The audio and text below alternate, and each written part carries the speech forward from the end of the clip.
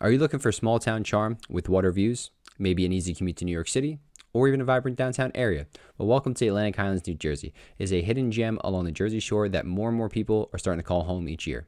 Today we're going to cover the top 6 things that you need to know before moving to the Atlantic Highlands. Before we get into the video, if it is your first time to the channel, my name is Steve McCutcheon, and I'm a realtor at Berkshire Hathaway. And on the Live in Central New Jersey channel, we cover everything related to the Central Jersey real estate market. So if you want to be the first one to know what's going on in either Monmouth or Ocean County real estate, feel free to click the bell, hit the subscribe button. Let's get this video started. The first thing to check out is the location, and you gotta know where it's going to be. So Atlantic Highlands is located in the northern part of Monmouth County, and it borders 2 different towns, the Highlands and Middletown. It's going to be made up of roughly about 4.5 square miles, but a big difference with Atlantic Highlands versus other towns is about 75% of that will actually be made up of water. So realistically, you're only looking at about 1.5 square miles worth of land, even though the town is technically a little bit larger.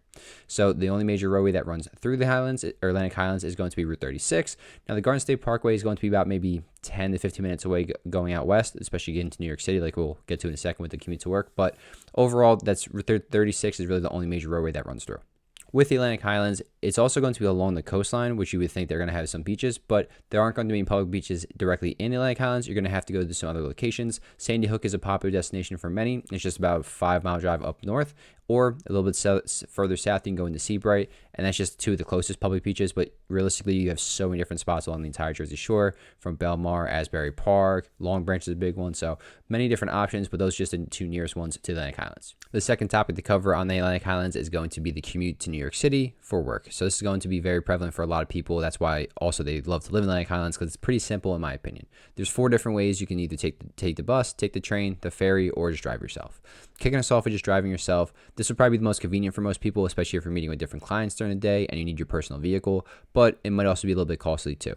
Now, there were new congestion tolls that got tossed at New Jersey from New York City because they want to eliminate the drive, just the amount of commute time into the city. They want to eliminate some emissions, a couple different things. That was at least the reasons they gave, but realistically, probably a pretty big money hike too. So it will be a little bit more expensive now in 2025 than it was in years past. The easiest route to drive yourself is going to be hopping on Route 36, then taking that over to the Garden State Parkway, and then basically that into New York City, or just kind of depending on which part of the city you have to go to. I would say if there is zero traffic, you're looking at about an hour and 10 minutes. But assuming some usual rush hour, I would ballpark it at about an hour and a half. Next up, if you want to take the bus, this will probably be either the best or second best option in my opinion. Now, there's not going to be anything through NJ Transit. You're going to have to take an Academy bus, but they offer 2 different options. One will get you into Port Authority, and one will get you into Wall Street. Again, the ride is roughly going to be about an hour and a half. That's just because there's other stops on the way. It's not going to be an express lane or express bus, so you have to deal with a couple others along the Jersey Shore line in that northern part, so maybe in like that Keensburg, Middletown, Union Beach area, that kind of thing. So about an hour and a half for the bus, so roughly the same time when you're driving yourself. When you use the bus, it's about $425 if you get into Wall Street, or about $444 if you go into Port Authority, and that's based off a monthly pass. The other 2 options will be taking the train and the ferry. To start with the train, in my opinion, probably going to be your worst option, just because of there is not going to be a stop in the Atlantic Highlands, so you're going to have to drive over to Middletown, and then from there it's still about an hour and 20 minutes. So right there, just the commute over to it between the time you get parking, if there's a little bit of traffic that day, it might bring you up to about an hour and 40+ minute commute. On top of that, it's also going to be $511 for the monthly pass, which is going to be more expensive than the bus. The train will bring you into Penn Station, which is basically right next to Port Authority too. So if you had to really go apples for apples, if you take the bus to Port Authority, I would say it's a much better option in my opinion. Then last but not least, it's going to be the ferry. Most times I would say this isn't going to be an option for anyone that lives in the Monmouth County area, but40 that there is a port in Atlantic Highlands, it would make kind of sense here. Although this will be probably up there with the most expensive between this and driving yourself. So the 40 trip pass will be about $720, so definitely more expensive than the bus or the train. But at the same time, it's going to be the most convenient. It takes you about 45 minutes to get to Wall Street from port to port.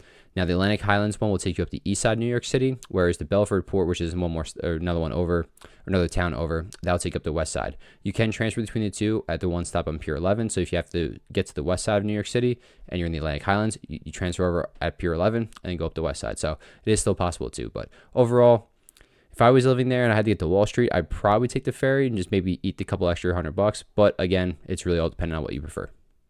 Point number 3 will be the school system and education. So working with the Atlantic Highlands, you're going to notice that They are a little bit smaller of a town, like we mentioned earlier in the video, so their school district represents this. According to niche.com, it's going to be rated an A-, houses about 250 students, and has a 9-to-1 student-teacher ratio. Now, this is only going to be for grades K through 6th.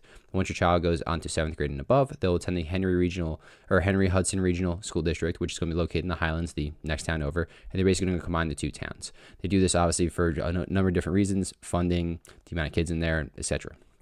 Now, with the Henry Hudson Regional School District, they're going to be rated a B+, house about 300 students, and have an 8-to-1 student-teacher ratio. So the small class sizes are still a thing.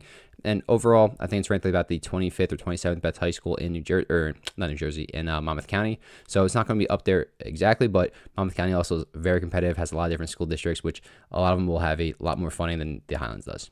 Before we head on over into our next point, if you're enjoying the video so far, please leave a like, comment down below what your favorite parts are about Atlantic Highlands so far. And if you live in the area, even better, would love a little bit of a personalized or what you think's best about Atlantic Highlands, maybe even what you think's not so good. If you are wanting to move to the area, just reach out. All my contact information is down low, so call, text, email, whatever works best. Don't be shy. I get calls and emails from people just like you all the time. With that being said, though, let's get back to the content you came here for. Moving on into the housing options and what is available to you in the Atlantic Highlands, we break them down to 3 different categories. You got your adult communities, condos and townhomes, and single families. There aren't any adult communities that I'm aware of in the Atlantic Highlands, so we move right into the condos and townhomes. These will vary kind of heavily depending on what kind of model that you have, either a one-story condo or a multi-story townhome. So just kicking us off, you're going to see between about 600 square feet up to maybe 1,000 square feet are going to be your one-level condos, and the price range on them between about $250 up to $450, maybe if you're living in one of the high rises over there and oversee all the water. Now, if you want to get into the Scenic Ridge area, which is a townhome community, this is going to run you upwards of about $600,000 to $650,000, but about double the size at around 1,600 square feet. So, and either way you look at it, between the condos and townhomes, you're looking at 1 to 3 beds and then 2 to 3 baths more likely than not. So overall, kind of depends on what you're looking for. But one thing to mention too with just the Atlantic Highlands in general is some of the locations can be very steep or a little bit hilly depending on what road you're on. So when you get to the single family homes, it's a little different where it's much more flat, but at least closer to the shoreline where it kind of dips off in certain areas. So just want to be something you worry about. Might be a little hilly. Make sure you have a pretty reliable vehicle.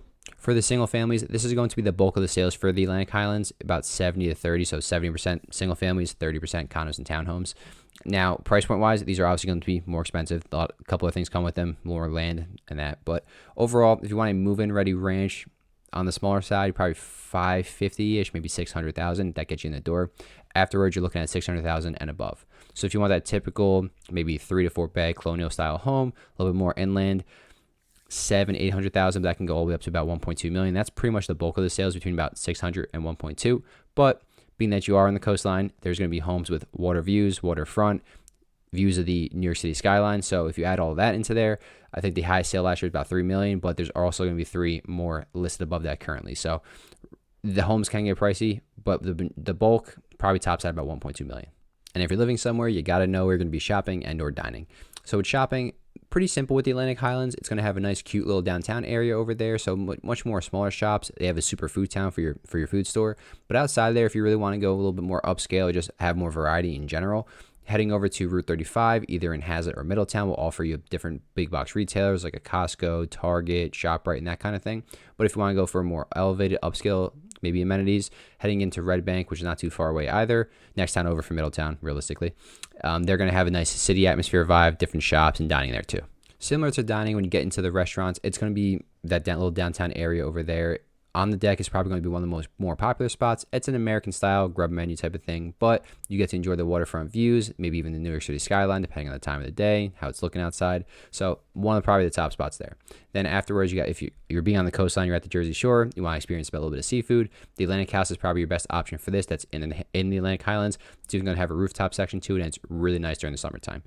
If you want to, again, a little bit more elevated in experience, head on over in the Red Bank. Great unlimited amount of restaurants, some nightclubs over there. It's good for some entertainment, but plenty of great place to eat. Dublin House is definitely one of my top favorites. What are some things to do and entertainment options in the Atlantic Highlands? Well, being that you're on the coastline, water sports are always going to be big there. So you can go boating, fishing, probably going to be your top 2. If you're interested in just going for a hike, jog, maybe even just a walk outdoors, enjoy some scenery. The Henry Hudson Trail isn't too far away, and that's very nice as well. First Avenue Playhouse is going to be they put on plays or comedy shows. That's going to be in the Atlantic Highlands. You can also catch summer concerts at night over on the marina. So plenty of different things to do basically in Atlantic Highlands already. But again, if you want to go outside a little bit, the Court Basie Theater over in Red Bank's also going to be doing comedy shows or different plays. The PNC Bank Arts Center over in Homedale, that's going to have concerts during the summertime. Some big names play there too. So realistically, anywhere in that little 15 to 20 minute ride or radius, you're going to be in a pretty good spot on this, just having unlimited things to do. And that pretty much wraps us up with the top 6 things to know before moving to the Atlantic Highlands. Now, if you're someone looking to buy or sell in the area, feel free to reach out. All my contact information is down low in the comments and description. So whether you're 1 month, 3 months, 6 months, even a year out, doesn't matter to me. Let's just get you on the right path towards your real estate goals. And if you're looking to move to maybe a different part of the Central Jersey area, check out 2 videos popping up and hopefully that'll help a bit too. Have a great day.